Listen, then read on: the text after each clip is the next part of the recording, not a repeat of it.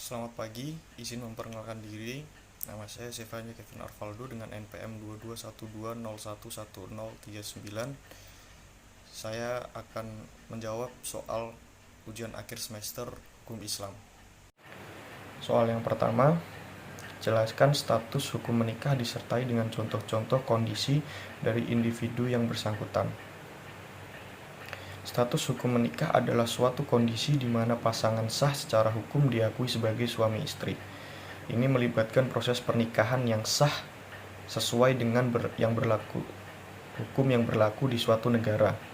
Status hukum menikah memberikan hak dan kewajiban tertentu kepada pasangan, termasuk hak waris, tanggung jawab keuangan bersama, dan perlindungan hukum terkait keluarga.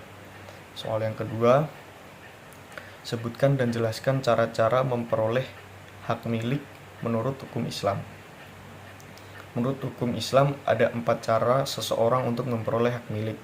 Yang pertama, karena ikhrasul mubahat, ialah memiliki suatu benda yang memang boleh dijadikan sebagai objek kepemilikan. Yang kedua, karena al-uqud atau akad. Yang dimaksud dengan akad di sini ialah perbuatan hukum seseorang dalam mengikatkan dirinya dengan orang lain. Yang ketiga, karena kalafiyah. Yang dimaksud dengan kalafiyah ialah bertempatnya seseorang yang baru di tempat lama yang telah hilang. Yang keempat, karena atau waludu minal mamluk, ialah segala yang timbul dari benda yang dimiliki merupakan hak pemilik barang tersebut. Soal ketiga, sebutkan dan jelaskan tujuan aktivitas ekonomi dalam Islam. Tujuan melakukan aktivitas ekonomi dalam Islam ialah agar kita bisa memenuhi kebutuhan hidup, baik pribadi maupun keluarga yang sudah berkeluarga. Selain itu, Islam juga menganjurkan kepada umatnya untuk memikirkan kehidupan yang akan datang.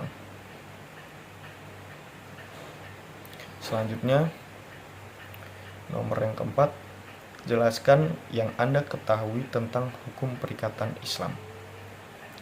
Hukum perikatan dalam Islam mengikuti prinsip-prinsip syariah di mana kesepakatan antara pihak-pihak harus sesuai dengan hukum Islam.